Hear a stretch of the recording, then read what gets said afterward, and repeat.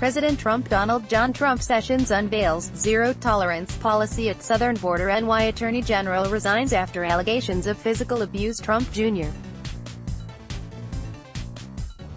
mocks Schneiderman after reports he abused women. Moore's anticipated decision later today to decertify the Iran nuclear deal forces many of us to rethink what needs to come next. I had hoped that the president would agree with our major European allies of France, Germany and the United Kingdom that a side deal addressing defects of the Joint Comprehensive Plan of Action would justify keeping it. I believe that if it ain't broke, don't fix it. While the deal isn't perfect, if we withdraw, Iran could, and has said it will, withdraw too. Some fear Iran might also withdraw from the 1968 Nuclear Non-Proliferation Treaty, under which 191 countries have agreed to prevent the spread of nuclear weapons and related technology. To me, that would be a major setback, and potentially provoke an arms race in the region. We would be far worse off in that scenario. For sure, the transformation that the Obama administration hoped for in our relationship with Iran has failed. Iran's malign behavior has not improved. It has gotten worse. We should accept that fact and address those problems, with careful attention to Iranian involvement in Syria, Yemen and Lebanon.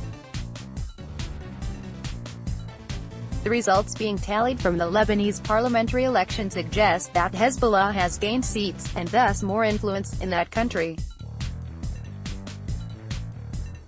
There is a reason that French President Emmanuel Macron and German Chancellor Angela Merkel picked last week to visit the United States, and that British Foreign Minister Boris Johnson visited yesterday.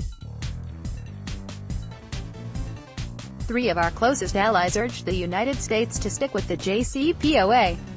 They made clear that they are open to a four-party side agreement. The assumption is that China and Russia, the other parties to the JCPOA, would not join. The recommendations to improve the deal, removing the expiration date, requiring inspection of military sites, putting a moratorium on ballistic missile testing, and ending Iran's support of terror groups and operations across the Middle East region, have merit. It remains my view that addressing Iran's meddling across the Middle East won't get easier to manage without a deal. We still lack a comprehensive strategy to address the Iranian challenge, which also evaded the Obama administration.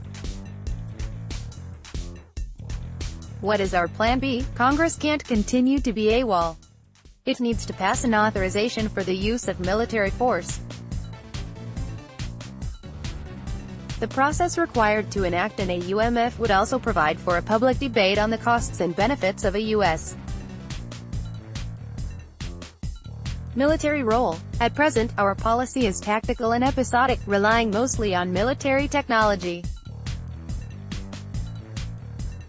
I also wonder if the Trump administration has adequately considered the linkage with North Korea. Obviously, the Kim regime is watching closely. By walking away from the JCPOA, we send an important message about how seriously we do or do not respect the deals to which we agree. The contours of President Trump's decision are not yet clear. If he waives secondary sanctions against our European allies, they will likely continue to trade with Iran, and that could reduce the chance that Iran withdraws.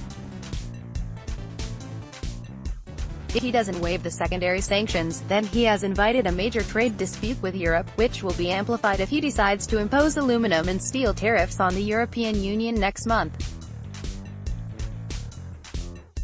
We should not underestimate the need for our allies. The Europeans are disappointed, if not dismayed, by the U.S. decision on the Paris Climate Accord.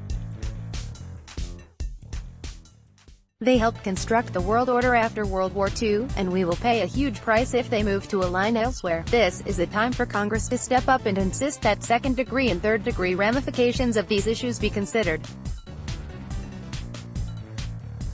It is also a time to put the country first on a bipartisan basis.